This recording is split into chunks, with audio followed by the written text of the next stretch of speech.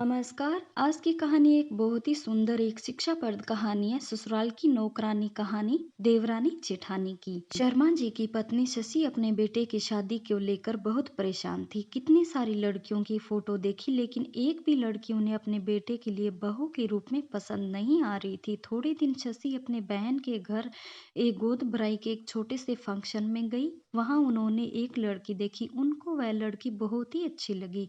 उन्होंने घर आकर सबको बताया। सबने कहा ठीक है, बात को आगे बढ़ाते हैं। उन्होंने कुछ रिश्तेदारों से पता कर लड़की के माता पिता से बात की और लड़की की तस्वीर मांगी। अपने परिवार को दिखाने और मिलने का भी तय किया था। लड़की के पिताजी ने लड़की की फोटो व्हाट्सएप पर भेज दी। जैसे शशि जी के पति विनोद और उनका बेटा कुणाल दुकान से आए, शशि जी ने उन्हें फोटो दिखाई और बोली, मुझे ये लड़की बहुत पसंद है, मैं इसको ही अपने घर की बहू बनाऊंगी। इतना सुनकर कुणाल को गुस्सा आ गया। कुणाल ने कहा, मम्मी आपने अपने मन से ही मेरी शादी कैसे तय कर दी? क्या आपने मुझे एक बार भी पूछना जरूरी नहीं समझा और सीधे लड़की देखी और शादी फिक्स कर दी? और तो और लड़की देखने के लिए हाँ कर दी। एक बार भी पूछ लिया होता मुझे लड़की पसंद है या नहीं। कुणाल के पिताजी बोले, बेटा इसमें तुम्हें क्या पूछना? क्या हम तुम्हारे लिए गलत लड़की का चयन करेंगे? और अगर ऐसा करना होता तो कब का कर चुके होते। तुम्हारी माँ ने पता नहीं कितनी सारी लड़कियों का फोटो देखने के बाद इस लड़की को पसंद किया है। कुणाल ने साफ साफ कह दिया, मुझे शादी नहीं करनी। यह कहकर कुणाल अपने कमरे में चला गया। जब कुणाल अपने कमरे में चला गया तब कुणाल की बड़ी भाभी कामिनी कमरे में गई और बोली, क्या बात है कुणाल, अच्छी तो लड़की है, तुम क्यों मना कर रहे हो शादी करने से? कुणाल ने भाभी से कहा, मैं एक लड़की से प्यार करता हूँ और उसी से शादी करना चाहता हूँ। भाभी ने कहा, देवर जी अगर ऐसी बात थी तो पहले बता देना चाहिए था ना। माँ जी कब से परेशान थी आपकी शादी के लिए, कहाँ कहाँ नई लड़की देखी। कुणाल ने कहा, अगर कोई मुझसे पूछे तब तो मैं बताऊंगा ना, क्या मैं अपने आप से कहूँ कि शादी करने जा रहा हूँ? कुणाल की भाभी कामिनी ने जाकर अपनी सास से कहा, कुणाल किसी लड़की से प्यार करता है और वह उसी से शादी करना चाहता है। शशि जी यह सुनकर बहुत गुस्सा हुई और बोली, जब उसने लड़की पहले से ही पसंद कर ली थी तो मुझे बता देता, लेकिन जब तक लड़की नहीं देखूंगी मैं शादी नहीं होने दूंगी। तो कुणाल ने अपनी गर्लफ्रेंड कृतिका को अपने घर वालों से मिलवाया। कुणाल के घर वालों को कृतिका पसंद आ गई। मिलने के बाद शशि ने कुणाल से कहा, देखो तुमने लड़की तो पसंद कर ली है, हम शादी भी करने के लिए तैयार हैं, लेकिन बिना दहेज के शादी नहीं करेंगे। इसमें तुम कुछ भी नहीं बोलोगे? कुणाल चुपचाप था। वह सोच रहा था कि कुछ भी करके शादी हो जाए। अगले दिन कृतिका के पिताजी कुणाल के घर में शादी के लिए बात करने के लिए गए। जब दहेज की बात आई तो कृतिका के पिताजी ने दहेज देने से इनकार कर दिया, लेकिन कुणाल की जिद की वजह से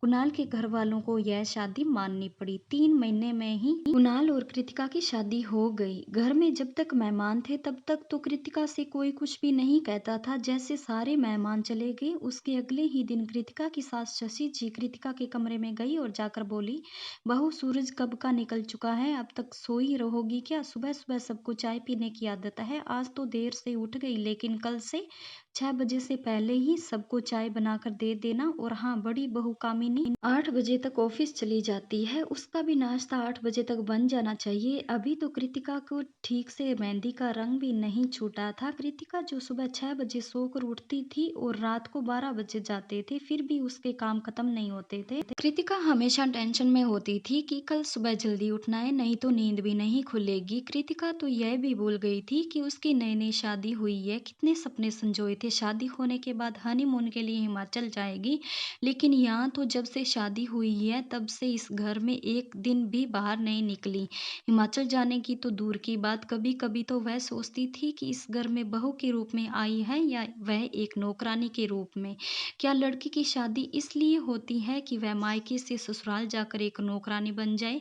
क्या क्या सपने संजोए थे कृतिका ने। कृतिका भी टीचर बनना चाहती थी, लेकिन अब उसे लग नहीं रहा था कि यहाँ रहकर वह पढ़ाई कर पाएगी, क्योंकि उसके घर वालों के रंग ढंग देखकर तो यही लगता था। एक दिन रात में कृतिका ने अपने पति कुणाल से कह दिया, कुणाल ऐसा नहीं हो सकता कि हम लोग किसी दूसरी जगह रेंट पर घर लेकर रहें इसी शहर में। यहाँ तो मैं सुबह से शाम तक सिर्फ काम ही काम करती हूँ। कुणाल ने कहा, तो फिर तुम क्या करना चाहती हो?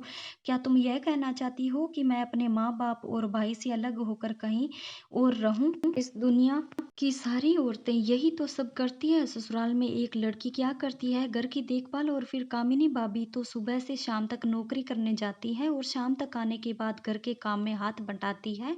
कृतिका समझ गई थी कि अपने पति से कुछ भी कहना बेकार है। वह अपनी जिंदगी को अपने नियति समझकर जीने लगी थी। आज सावन का पहला सोमवार था। कृतिका ने व्रत रखा हुआ था। उसने सोचा कि सुबह सुबह सबको नाश्ता कराकर थोड़ी देर आराम कर लेती हूँ, फिर लंच बनाऊंगी। अभी कृतिका बिस्तर पर लेटी ही थी, तभी कृतिका की सास की आवाज आई, बहू जरा 2 कप चाय लेकर आना, और हाँ, वह बेकरी वाले बिस्कुट भी लेकर आना। कृतिका ने सुबह से कुछ भी नहीं खाया था और पूरे शरीर में थकान हो गई थी और सर में भी दर्द से उसका हाल बुरा हो गया था। लेकिन इस घर में कृतिका का दुख दर्द कोई भी समझने वाला नहीं था। कृतिका जैसे ही चाय लेकर अपने सास के कमरे में पहुंची, कृतिका की सास किसी मंदिर की घंटी की तरह जोर जोर से बजने लगी। तुम्हारे मायके वाले ने कौन सा मेरा घर भर दिया है जो रानी की तरह अपने रूम में आराम फरमा रही हो? बड़ी बहू को देख, एक तो इतना ज्यादा दहेज लेकर आई और ऊपर से नौकरी भी करने जाती है। महीने के आखिर में आधे तनख्वाह का पैसा मुझे दे जाती है। बहू हो वो तो बड़ी बहू जैसी। शादी से पहले तुमने कहा था कि मास्टर डिग्री लिया है। तुम्हारे मास्टर डिग्री का क्या फायदा जब एक भी रुपया कमा ही नहीं रहे हो? इतना सुनकर कृतिका की आंखों से आंसू टपक टपक कर जमीन पर गिरने लगे। कृतिका ने रुंधे हुए गले से बस इतना ही कहा, माँ जी, आज सावन का पहला सोमवार था, इसलिए मैंने व्रत रखा हुआ था। सिर में दर्द हो रहा था, इसलिए थोड़ा आराम करने चली गई थी। कृतिका के कमरे से बाहर जाते ही शशि जी की सहेली ने कहा, आजकल की बहुओं का यही हाल है, बहानेबाजी करती रहती है जिससे कोई काम वाम ना करना पड़े। एक हमारा जमाना था जो सास को एक बार भी टोकने का मौका नहीं देते थे, और आजकल की बहुएं झट से जवाब दे देती हैं। आज कृतिका के आत्मसम्मान को ठेस पहुंची थी। उसने मन में सोच लिया कि बस अब बहुत हो गया, वह भी जॉब करेगी, आखिर उसने भी तो इतनी पढ़ाई कर रखी है। आज मेरी जेठानी जॉब करके आती है तो उसको सब घर में इज्जत से बात करते हैं। शाम होते ही जैसे ही कृतिका की जेठानी काम से घर आती थी तो कृतिका तुरंत पानी और चाय बनाकर देती थी। आज कृतिका की जेठानी घर पर आई, लेकिन कृतिका न ही पानी और न ही चाय देने आई। कृतिका की जेठानी को जब उसकी देवरानी कहीं दिखाई नहीं दी तो वह उसके कमरे में अंदर चली गई। अंदर जाकर देखा तो कृतिका अपने बेड पर सोई हुई रो रही थी। कृतिका की जेठानी ने कृतिका को अपनी गोद में लेकर कहा, क्या हो गया बहन, रो क्यों रही है? कृतिका ने दोपहर की सारी बातें अपनी जेठानी को बता दी। आप तो जानती हैं मैं पूरे दिन घर का काम करती हूँ, फिर भी सासू माँ ताने मारती रहती है।